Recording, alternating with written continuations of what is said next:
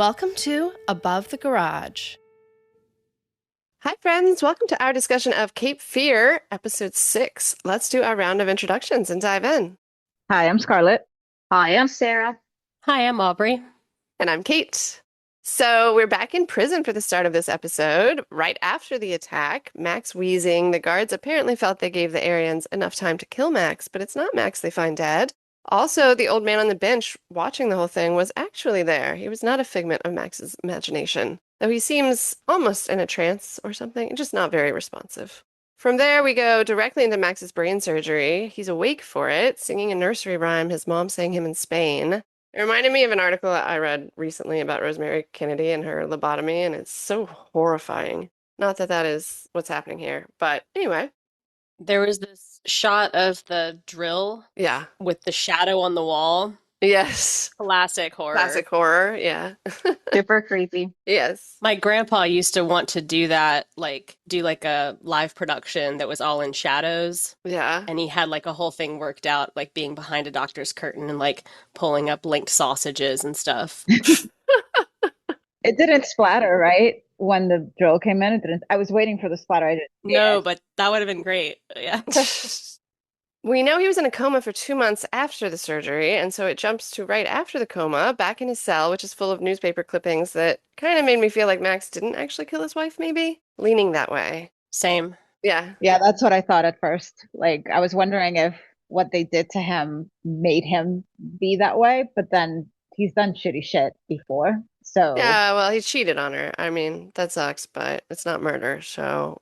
But yeah, I don't think it makes as much sense for him to have those newspaper clippings up if he did kill her. Yeah. Yeah. And he has one of them up there twice, and it says, the headline is, I love my wife, and he has a photo of her. Aubrey, is that your friend? I'm assuming, the photo? Yes, that's my friend. Amanda Dunn. Yep. Yes, okay, so that was his wife. The old man from the gym is in his cell now asking how he survived the attack, survival that Max attributes to pure stubbornness. Stubbornness the old man attributes to rage, and there's clearly something he likes about Max's rage. I thought it was really sad watching Max crying and breaking down about being used and treated like shit in this scene. He was really good Yeah. at that emotional stuff. Yeah. The old man does not seem to feel quite so sad about it. He just wants to sell Max on Santeria. What little Max already knows about it has him entirely uninterested. Specifically, he references the animal sacrifices, and those seem to be a deal breaker for him. Or they used to anyway. But when Max tells him he saw his family when he was in a coma, the Padrino knows the angle to use to hook him. It's a religion that connects you with the dead. And that's all Max really wants, his family. And the vengeance sprinkled in on top is also a nice bonus.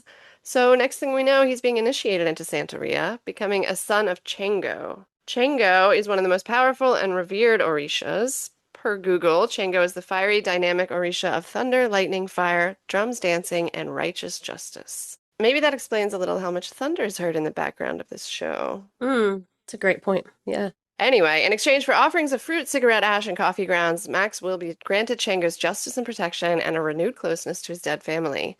He doesn't even have to wait long for that last one. He sees his dead wife and son at the end of this initiation ceremony.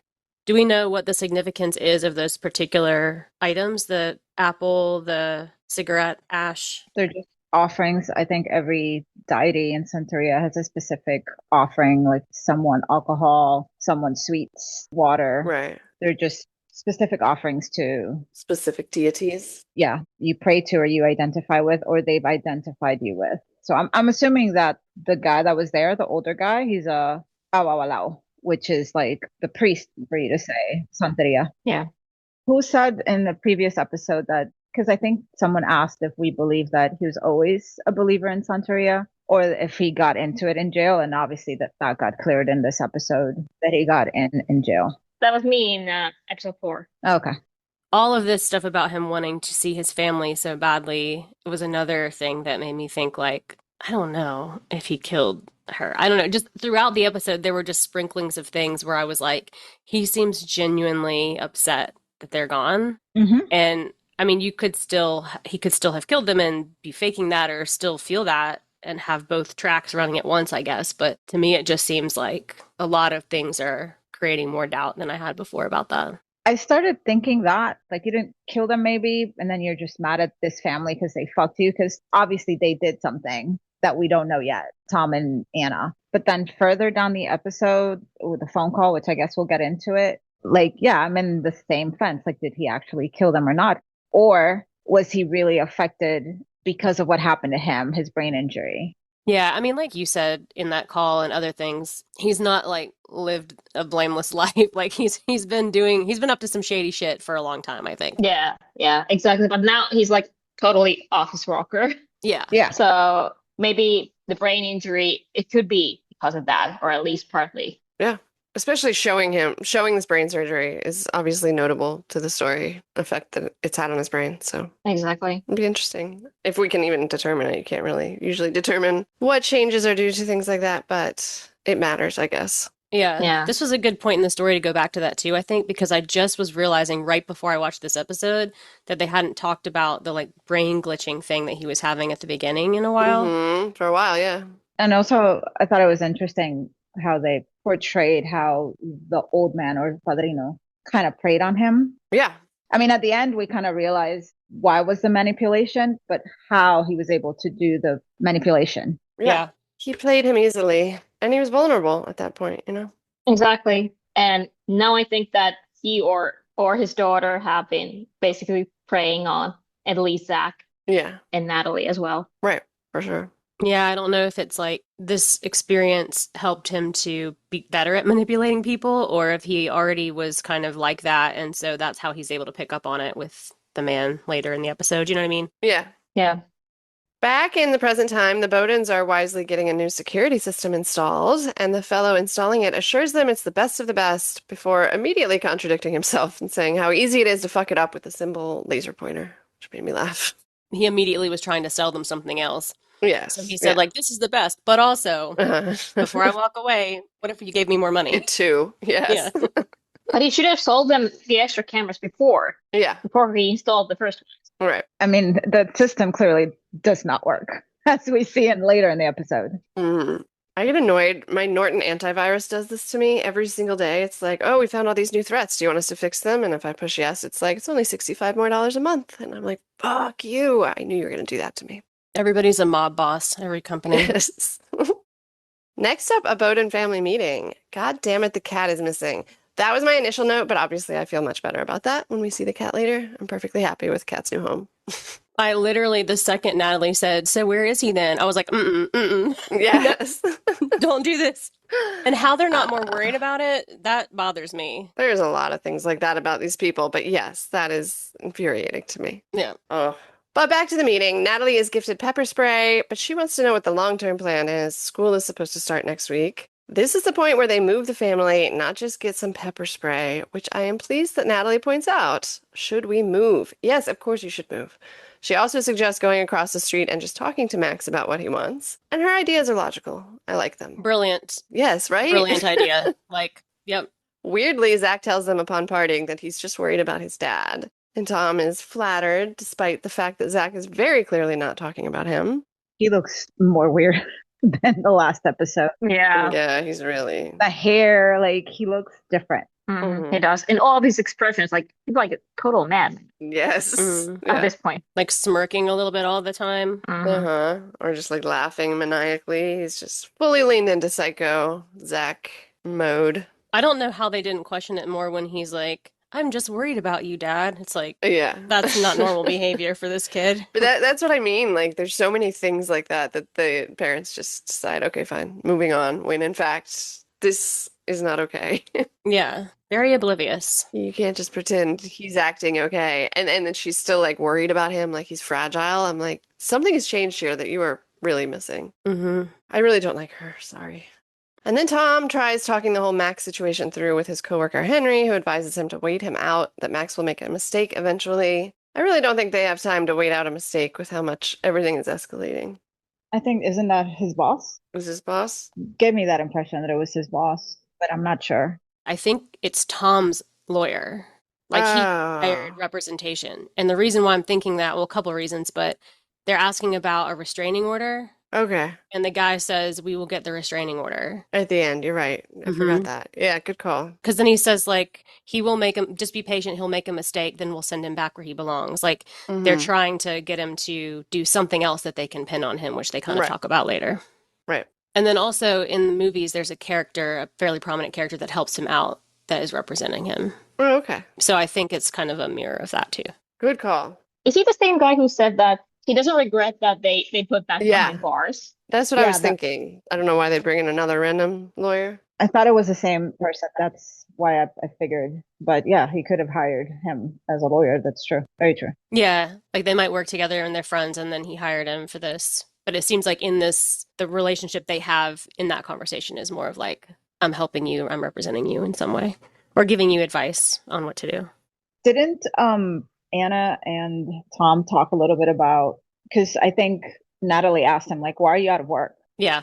And he's like, great, now she thinks I'm a creep. Well, you are, but Right. Yeah. I'm like, are they ever going to talk, like, are Anna and Tom ever going to talk about it? But obviously, Like be honest to their kids. Yeah, no. not honest to their kids, but he had to have told her why he got suspended.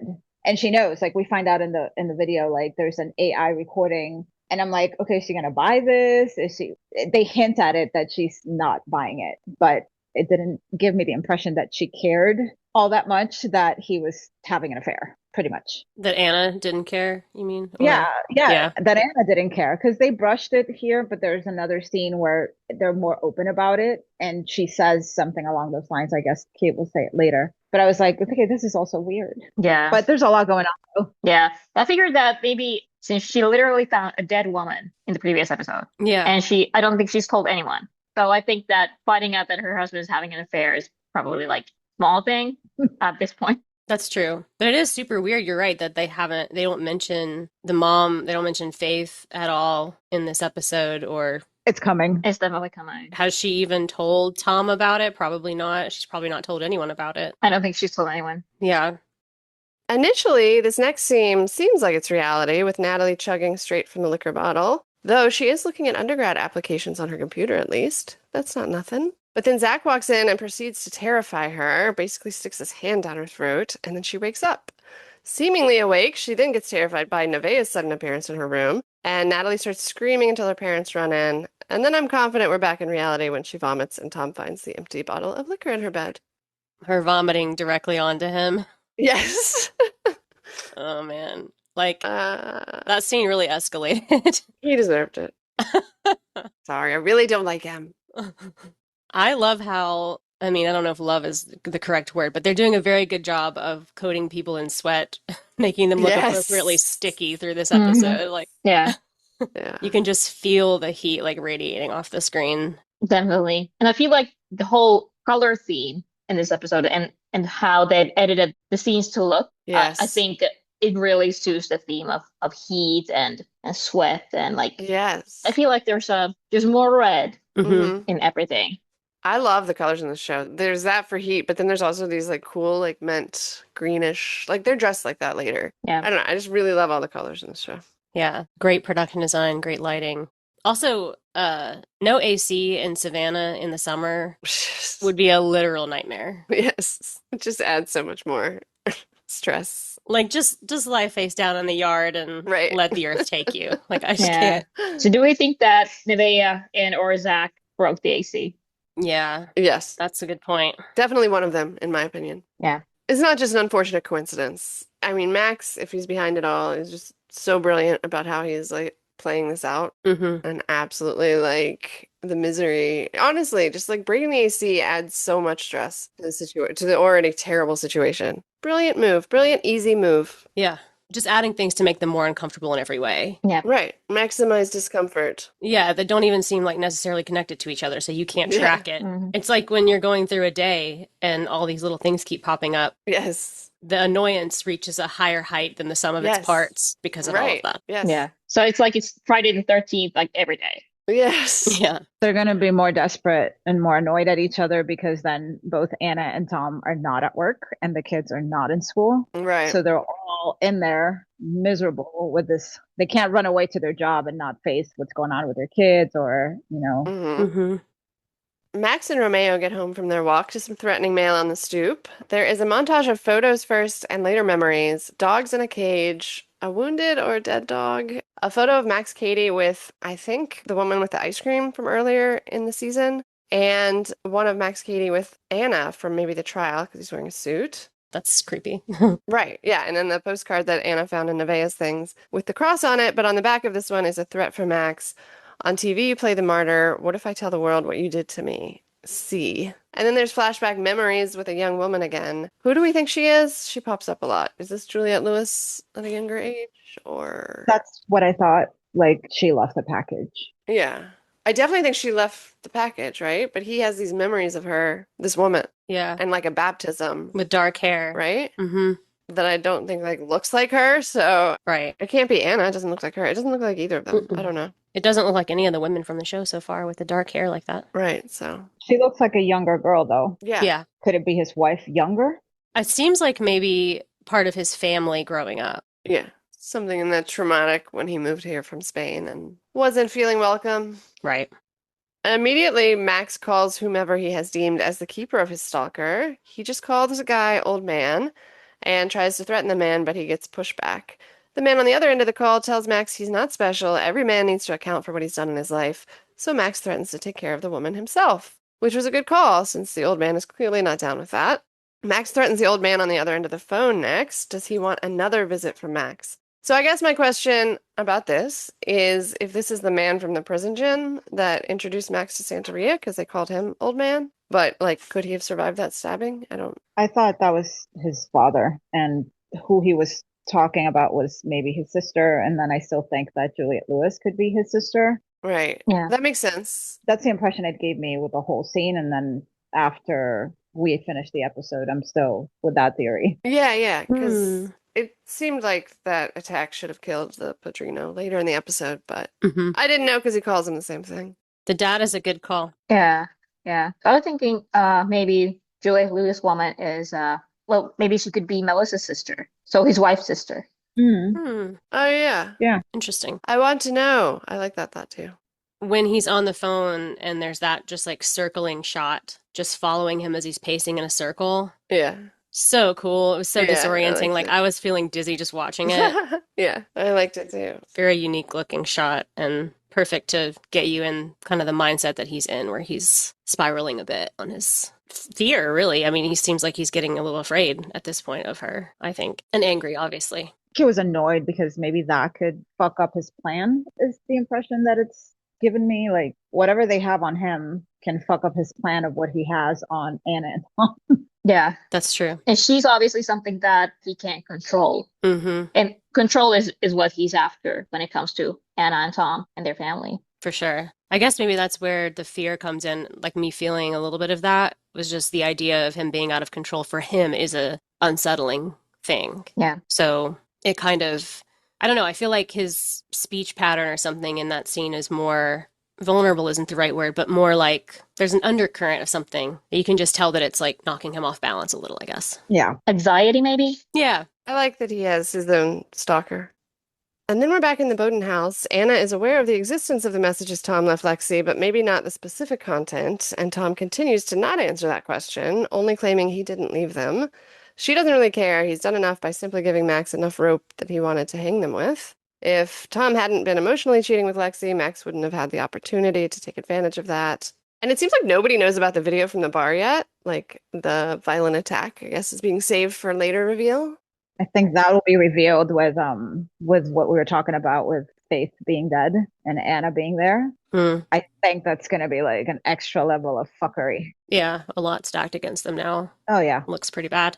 It is kind of like, I don't feel like I remember, and maybe this is just my memory, Tom specifically talking about Lex to Max on screen. But did he talk about her as his coworker or anything? No, but he saw them having lunch alone. That's right. Yep. And they shared there was a look. Yeah. There's something that gave me the impression that he clocked what was going on. Yeah. And he appeared there at the table so fast he could have heard part of the conversation too. Because she pretty much leapt right into like what happened the other night or whatever. Yes. So. Yeah. As she's wont to do. And obviously, as we see at the end of the episode with Nevaeh living in the house, how long has she been there? Did she Mhm. know? Was she there when Lexi went to the house? Like, Yeah. Well, Zach was. So, I mean, he's obviously telling these people things too. true.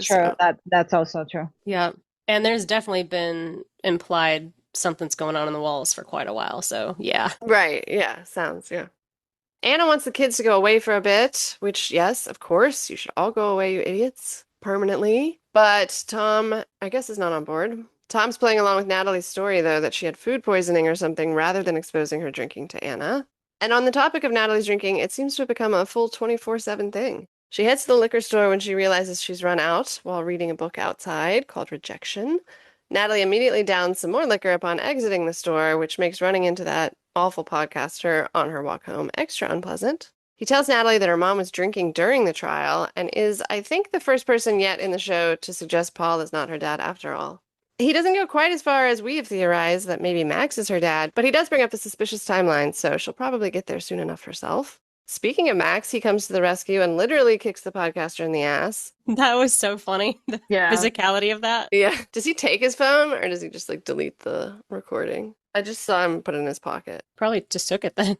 Yeah. I don't know if I was looking too much into it, but it just gave me the impression that the podcaster is in on it, because I don't know if it was just like it was just a funny scene and how Max handled it, or I just clocked it that way because it was just like he took the phone, maybe gave the phone back. Like, is he feeding the podcaster this information and having him harass Natalie? Yeah. To the ideas in her head. Could be. And so that Max can be heroic in the moment too, and like look good. Yeah. Mm-hmm. Yeah. It may be a setup. Which is kind of what Nevaeh did with the phone too, with the kids at the party when she grabbed the phone and threw it in the pool, and then that made Natalie like her. So they're kind of that's a good point. I hadn't thought about that with the podcaster. Yeah. I feel like the podcaster is just a creepy podcaster and he got lucky, but either way, it makes sense because it adds a lot of value. Also, about Tom possibly being Natalie's dad, I just don't understand why they wouldn't just get a DNA test then. Yes, right. Because it's like it's not 1960 anymore. We can figure this out. Yeah, it wouldn't matter. Yeah. If he's her dad. Like, who cares? Right. If it's not her mom's exo. Right. Maybe because it proves that they were having sex while they were defending or doing the whole, and it should have been a mistrial. Maybe because that's the proof. But would it really be the proof if she said that she got pregnant before the trial? Yeah. But then it would prove that their relationship started before the trial, right? Oh, yeah. So that would look bad. Yeah. But also, I'm wondering if that theory is just like Kate was kind of saying, to open the idea of Natalie not being Paul's daughter. Yeah. And saying the thing about Tom is just the best theory that a random stranger can come up with based on the scandal of the trial. But Tom and Anna may know that they actually weren't having sex until she was already pregnant. Yeah. Yeah. And I'm sorry, but I have to go back to the book that Natalie was reading before, the book called Rejection that she was reading in the yard.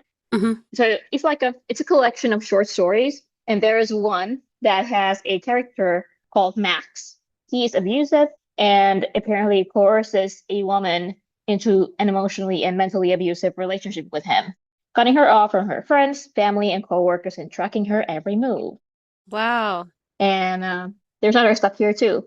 Max details how heartbroken and angry he is that the relationship ended, and once he reads everyone's responses to his Reddit post he apparently posted about this woman online, he refuses to acknowledge that his behavior was abusive and controlling. Max is eventually arrested for sex trafficking and treason after he tries to create a new business venture involving young women from third world countries. Interesting. Yeah, that's pretty thematically on point here. Accurate, yeah. Yeah. Interesting. I love that when movies and shows drop in those little things that's like Easter eggs? Yeah, like you're never going to know that unless you either look it up or you've read the book before. So it's not a real obvious reference, but it's a perfectly selected book for her to be reading. Natalie plays a little hard to get at first, but I think really she wants to hang out with Max Cady, so she does. After he sees how drunk she is, he takes her for coffee. I cannot get over how much I love the trees in Savannah. All of these scenes of Natalie walking down the street are so beautiful. Mm-hmm. There's also this incredible shot when Natalie's in the yard reading the book, and it starts with an upside down shot of the house, and then it just slowly tilts all the way over. Oh, yeah. To show Natalie laying on the grass. I love that. Very cool. When Max drops Natalie off after the coffee, she asks him about what the podcaster said about who her dad really is, and Max promises to tell her the truth about what happened if her mom refuses to. Natalie also asks about Nevaeh, if he sent her to fuck with Natalie, but he maintains his story that he barely knows the girl. When he says that about, like, I'll tell you if your mom won't, I'm like, yes, run home right now and ask, so that you can run back over to his house so we can find out. Yes. Hurry, Natalie, we would like to know. Exactly. Max does tell her he understands how it feels to be betrayed, though. So he's doing such a good job of getting her on his side. Oh yeah. And we haven't seen Zach with him except that like brief exchange, well, in the bathroom early in the season, and then again handing something at the car, right? Mm-hmm. Yeah. So different ways. Yeah, in the movies, the family just had a daughter, and that was definitely a big way that he was getting creepily invested in the family was, Through the daughter. yeah, showing up and talking to her Yeah. and following her and stuff. So yeah. Yeah. Did he treat her more like he treats Natalie rather than how we think he treats Zach or the relationship he's had with Zach?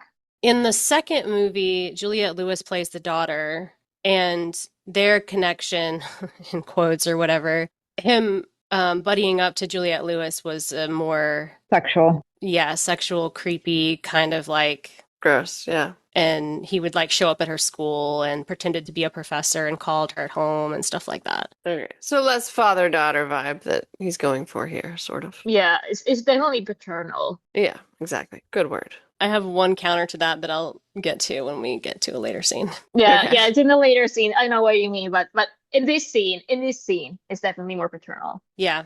Aubrey, I have a quick question. Yeah. In the scene in the movie with Juliette Lewis when they're at the school at the theater, I know something sexual happened, like subtle. Doesn't he put his thumb in Juliette Lewis's mouth, kind of like what she thought her brother did?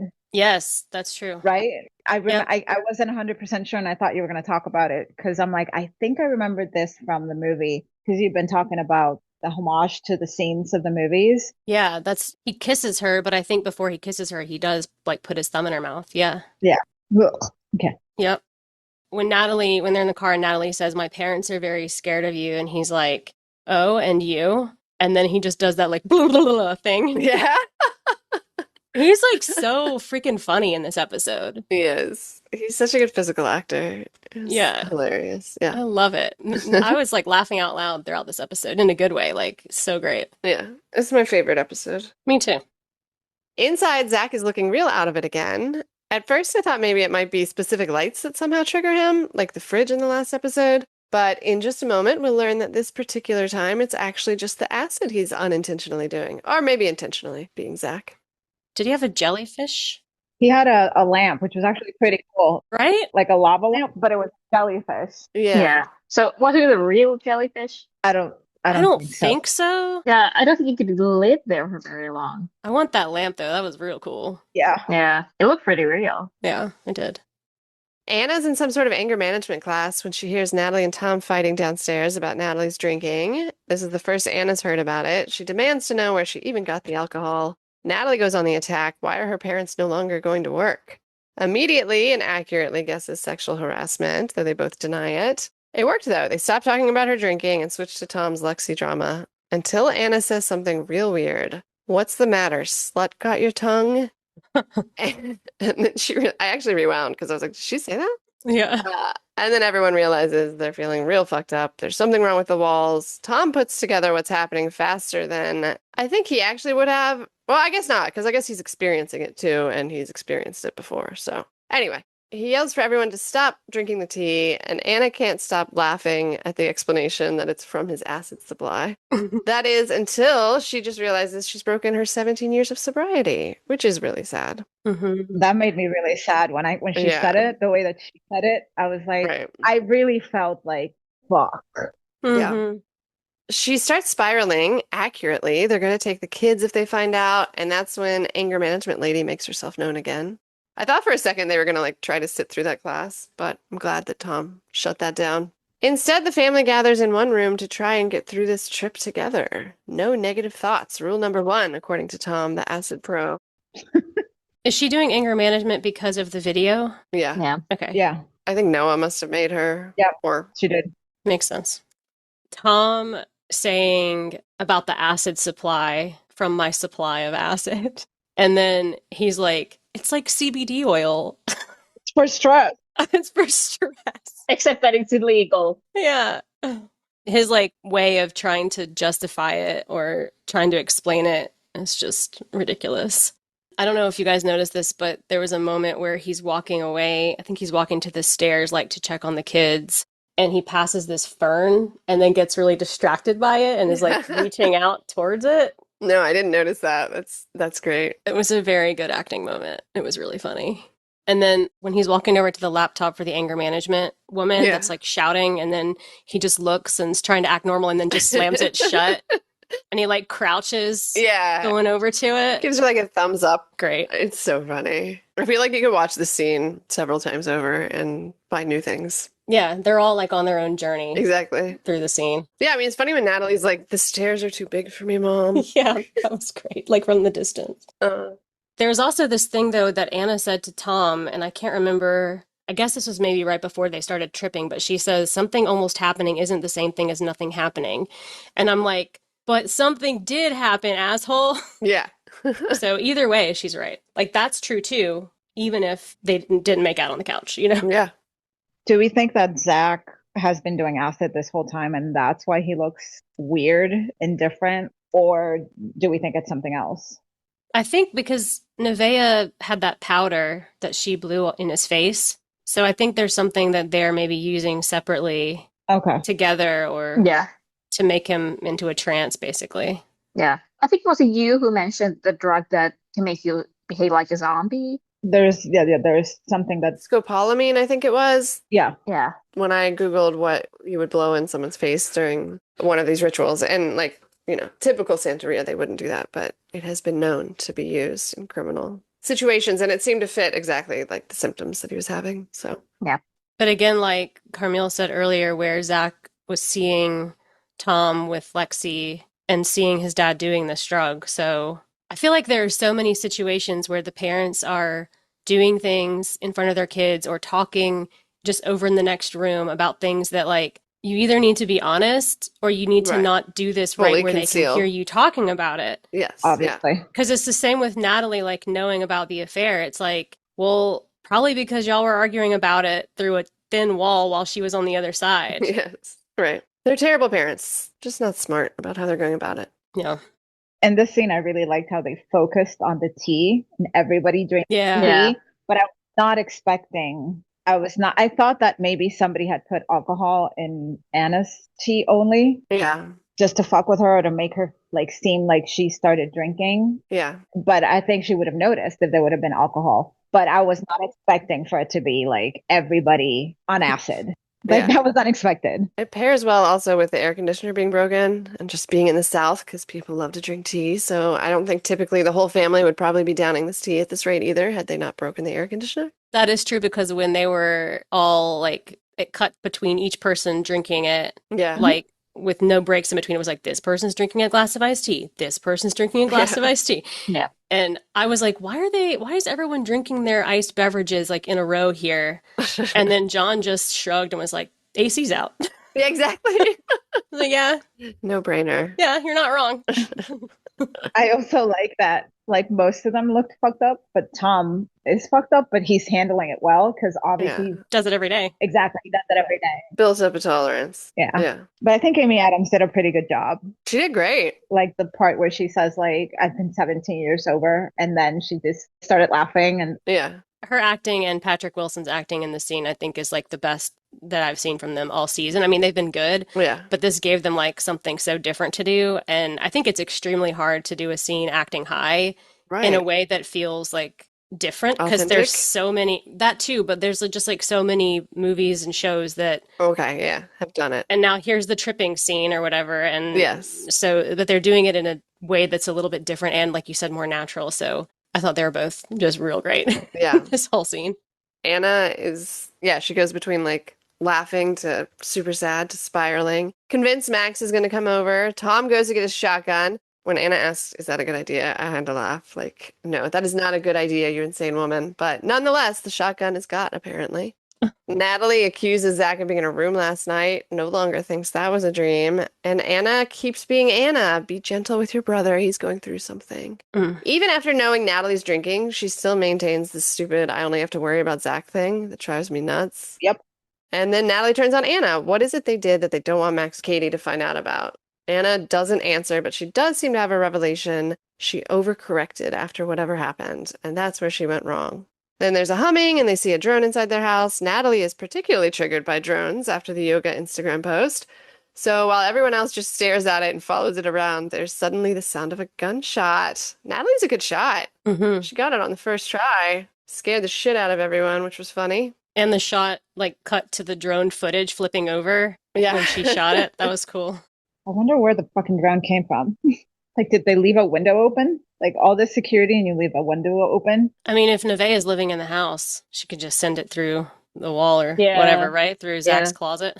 It may have been her, or it may have come out through a window if one was open, but it's hard to say. Zach or Nevaeh, I think, since they're both Yeah. in the house with access. Yeah. And yeah, either one of them could open a window too. You know, they could leave a door open, leave a window open. So Yeah. no real security. At this point, I was like, why is everyone not freaking out about the cat while they're high? You know, like, where's the cat? Yes, that would set me off, man. Yeah. And isn't Zach just like sitting in front of a fan humming or something? And Anna's like, why are you humming? Yeah, Yeah. but he's not. The humming was coming from the drone, right? Yeah. I think that was the humming she Oh. was hearing. That's right. Yeah, yeah. But this is actually the most he's felt like a member of the family in the entire show to me. Like, he actually seems like he's hunkered down Yeah. with them. Yeah. We think he took the acid too, right? Yeah, he was drinking the tea, so I feel like he would want to take it, probably. Right. Sounds like something fun to do. I mean, it's the same with like the AC, right? Like I'm causing this problem for my family that I'm also going to, if he's doing it, I'm willing to suffer with. yeah, I'll sweat. And it's like funny enough, or like I'm getting enough glee from just hurting them that I'm okay with also being hurt by it. Yeah, and he gets to watch it up close, so it's worth it. Tom, when they first see the drone and he's like, everybody calm down. We don't know if that's really here. I don't even know if I noticed that one. I gotta watch the scene again. Every micro moment of that scene is hysterical to me. We have to talk about the shot of Max and the heart-shaped glasses and the red lighting that Oh, they right. see in the middle of the trip. I love that. I know it's supposed to be creepy, but it looks so cool, and like I want a poster of it for my wall. Yeah. No, I love that shot. And is that just like her thinking about him? I don't know. It was while the two of them were talking about getting the shotgun, and she was like, "Is that a good idea?" And then he's like, "I think so." So it could be either one of them thinking about it, but it's just Yeah. this like looming, you know, Yeah. here's his presence, this crazy guy in heart-shaped glasses. I'm sure they're both thinking about him. So, I thought it was funny that he was laughing at them, Mm-hmm. which is on point. I'm pretty sure that's what he's doing, like laughing at how he's fucking with them. Yes, totally. once they've survived the acid trip, Tom and Anna decide to go to Max's and confront him, find out what he wants, listening to their daughter finally. I was so irritated that Tom didn't give her credit for that when he said it. He was like, if we can get him to talk, we can learn what he wants. Like, I just came up with this idea myself just now. Yep. So annoying. I laughed though when I guess they were briefly discussing taking a hit out on Max or something, and she said, all the criminals I know are innocent, remember? It was funny. Yeah. Instead, they go across the street and play the friendly neighbors, hoping to see him harboring Nevaeh. This is when they're dressed in the mint green. I really like these colors. Which is crazy because they literally changed clothes into like matching outfits to walk over there. Yes. Yeah. They're like sitting in the bedroom and they're in totally different clothes. And then they're like, let's go right now. First, a costume change. Gotta look cool to go to Max Katie's house. I get it. Gotta keep up. Max does play the friendly neighbor. He invites them for dinner. He's making pig's ears and he's very excited about it. And then they see their cat. Like I said, I wanted them to give their cat to Max so he would take care of it and not kill it, but I'm happy with however he's attained the cat. You manifested. Yeah. It's hilarious when he holds the cat up and says, peanut butter? Really? Yeah. I had the same reaction. And the cat like lifts its head up and he's like, really? Like the cat's making the same face at them about his own name? Yeah. That's the best cat actor I think I've ever seen. I like the new name. Mani? Is that it? I prefer this name to peanut butter by a lot. Peanut butter was intense. I'm like, what? Yeah. When they're walking in talking about Nevaeh, that was the thing we were kind of talking about for a second earlier. Like, they're trying to find ways to get him in trouble for other things so that he'll go to prison and go away. But in this case, they're talking about a teenage girl that he might have kidnapped. I feel like, once again, they are so self-focused on their own problems, and it's not like they want to find out if she's in his house for her sake. No. They want to do it so that they can solve their own problems. Mm-hmm. This is why I don't like them. Yeah, so when Max calls for someone else in the house to come meet his friends, I'm sure they were expecting Nevaeh, but nope, it's Honey from the bar the other night. They make out a bit as a consolation for Max uninviting her to dinner. And then at dinner, they offer to help Max start a new restaurant. No need, Tabitha's already taken care of that, and they're invited to the grand opening. So what does he want? He wants his family, or a new one. Maybe she can be a surrogate for him. I like how long he waited before he announced that as a joke.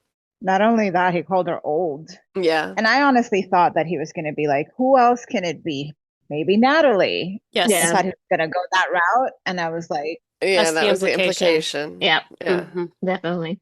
But for reals, he tells them to tell the public what they did, a public apology and reckoning, and stop practicing law. Also, Anna, and he forces this whole moment with his eyes, and Tom knows something's gone down that he doesn't know about. Yep. Before Max tells a little story about a girl named Lila tormenting a boy who likes her, and then gets to the point, because when someone wrongs you, really wrongs you, you find your way and you take your time to make that someone feel the way you felt, which is total loss of control. It's exactly what he's doing to them. Now get the fuck out, and I'm keeping your cat. He looks very happy, firing up a cigar once they leave. Yeah. So that was a little confusing to me because I assume he's talking about Juliette Lewis, me too. but he calls her Lila, which could be a fake name for the story, but the postcard says C on it. See, yep, that was my thought exactly. And it just gave me the impression that it was Juliette Lewis. Like he fucked somebody up because there's somebody like this boy, which we assume it's him, so much that he used that love to fuck her up. Mm-hmm. Yeah. I love how when Tom is like, if you don't leave us alone, I'm going to take matters into my own hands. And it just sounds so laughable. Yeah. But what Max says is like, well, then you'll be away from your family because you'll Right. be. So it'll be, and he's like, it'll be ironic. He even says it, like it'll be the other way around, and that is what Max wants. Right. Well, it's basically like no matter what they do now, Their fault. yeah, like he's messing with them and ruining their daily life, or they act and then he gets what he wants because then Tom goes to prison, or one of them goes to prison or both. So it's like there's no clear way out except maybe to move. At a minimum, they need to move immediately. It's crazy not to. But he is a pro at horror movies, so he never moves. Patrick Wilson? He never moves. That's really funny. Yeah. There was a lot to unpack in the scene. I really liked everybody's acting and reactions to each other and the way they all play off each other. I just really like this episode. Yeah. At the end of the scene, that's where they focused on his face with the cigar. Mm-hmm. Mm-hmm. Isn't there also a scene in the movie with Robert De Niro with a cigar, and he has actually the bucket hat in that scene? I remember that, and it's like a zoom in his face. He's smoking a cigar in a movie theater, watching a movie and laughing while they're behind him, while the family's Okay. behind him, which they kind of reference with Nevaeh in the episode where Amy Adams goes up to her and she's eating the sardines in the theater. But yeah, the cigar thing, that's definitely a prop that they used in the movie. Okay. And then we get another memory from the past. It even opens with him getting past tattooed on his fingers before we get to his revenge on the old man in the gym who watched his whole attack without lifting a finger. He also happens to be the man that led him to Santeria, but vengeance is the order of the day today, especially after he learned that this guy gave his name to the Aryan gang as a way to get them off his back. So Max stabs the man several times over and announces the gods are going to be happy because he's going to give them a family. I don't know how, like, if he stabbed this guy in prison, then what?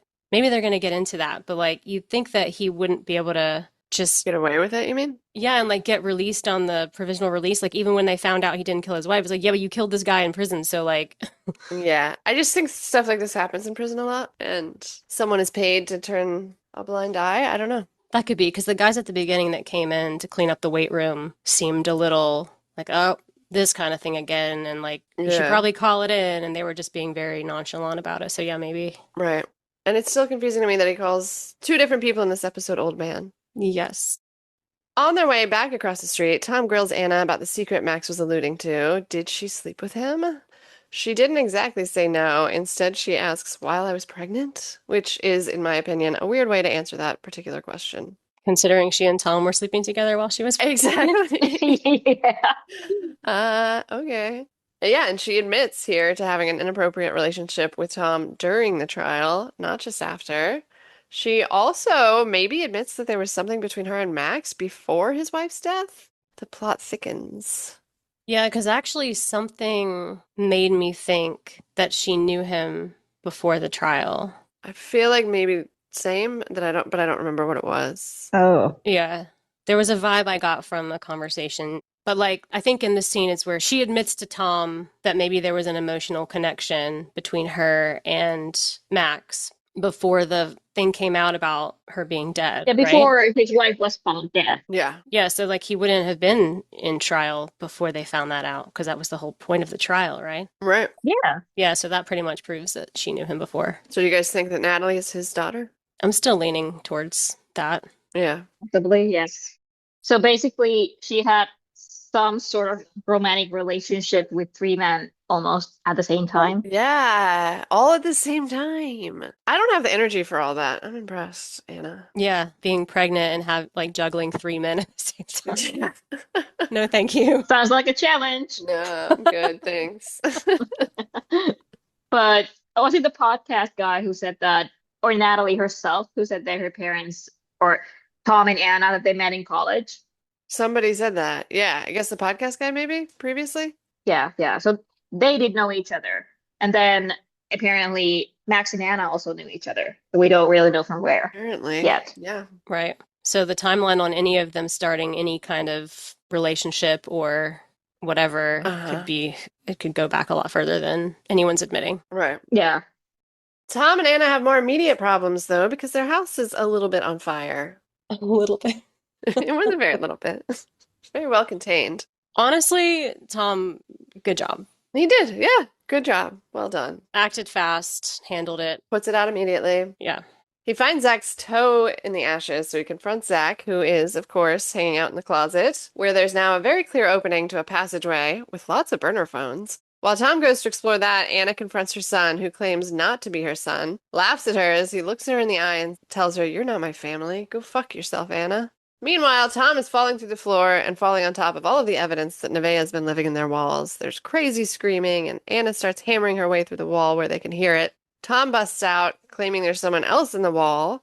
The house Possum walks by to put Anna a little bit at ease for a moment, right before Nevaeh's hand grabs her arm and comes through too. She's attacking Tom when Anne hits her over the head with a gallon of red paint, which remarkably doesn't seem to slow her down all that much. Hey, we got a scarlet splatter yeah. just with the paint.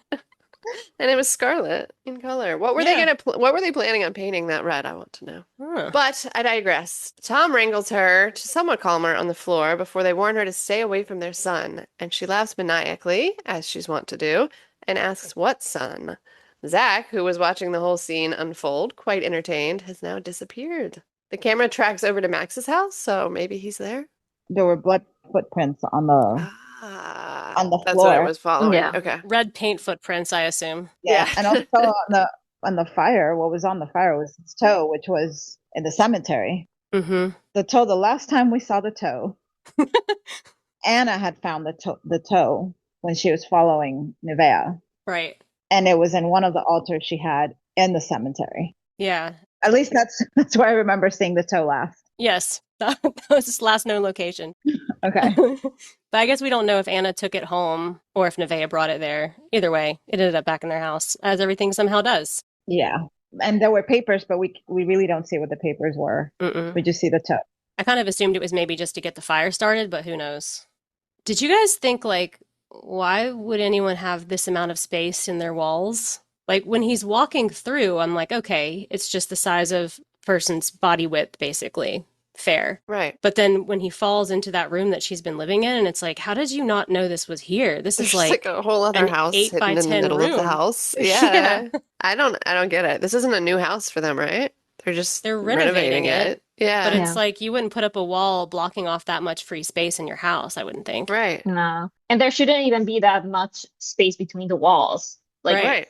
for a person to be able to walk there. Yeah. I happen to know a little bit about this due to being an engineer, but I'd say that it'd be really weird for there to be that much space. The only reason that there might be would be like if there was an old vent, like a ventilation for Mhm. ventilation, but Which they've kind of implied because they show the vents and Yeah, something yeah. through the vents. So, so it could be because of that, but that is technically the only reason I can think of there actually being that much space, even that much space between the walls. yeah, I mean, in my house, I feel like it's just like 8 inches, 8 inches maybe at the most. Yeah, exactly.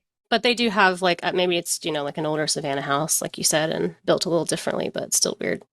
Nevaeh implying that Zach is not their child, and Zach saying, like, I'm not your son or whatever, because he says that, right? Yeah, you're not my family. Something along those lines. Yeah, so like I feel like obviously they're trying to hint that maybe Zach is actually Max Katie's son, but or just that he's I don't know, because he's got that whole weird connection with the AI son and drawing him and everything. But I think that to me that made me think even more that Natalie was his daughter instead, like as if this was a red herring, is that the right term for that? When it's like Yeah. one of the kids is not yours, but Yeah. now we're saying Zach, but really it's Natalie. How far apart in age are their kids? 2 years, right? Yeah, something like that. Yeah, I think that Natalie's 17 and then Zach is probably 15. What I'm thinking is that what if Zach is adopted or when Tom and Anna had him, maybe they used like donor sperm or something so that Hmm. he is their child, but not necessarily biologically, at least not Tom's. But if he's not Tom's, it could technically also mean that Natalie can't be Tom's either if he's infertile. So maybe that should help out with the problem of Tom possibly being Natalie's dad Interesting. if he wasn't able to father children. Yeah. It just gives me the impression that he's just kind of being controlled. Yeah. But that's kind of like a paranormal vibe and kind of doesn't fit with the show. But then you have the Santeria, and I don't know if they're going to try and use that to make it seem like they're controlling him. I think it could be a combination though, because you can control somebody just by, brainwashing them and speaking to them in a certain way. And Making him feel that he is the embodiment of Max's son. Like, Yeah. Mhm. but I don't know if I'm going to like that if that's what's going on. Yeah. But that's the impression that I get with his attitude, and because he seems that he's losing himself as the episodes go and becoming somebody else. Yeah, it's just part of their tactic to get him to feel isolated from his family and more connected to Max and Nevaeh so that, they can further pull the family apart. I don't know. Mm-hmm. All right, I guess that's a wrap on our discussion of episode 6. Come back next week for our discussion of episode 7, as well as episode 2 of Silo season 3 on Apple TV. Thanks for listening. Bye. Bye.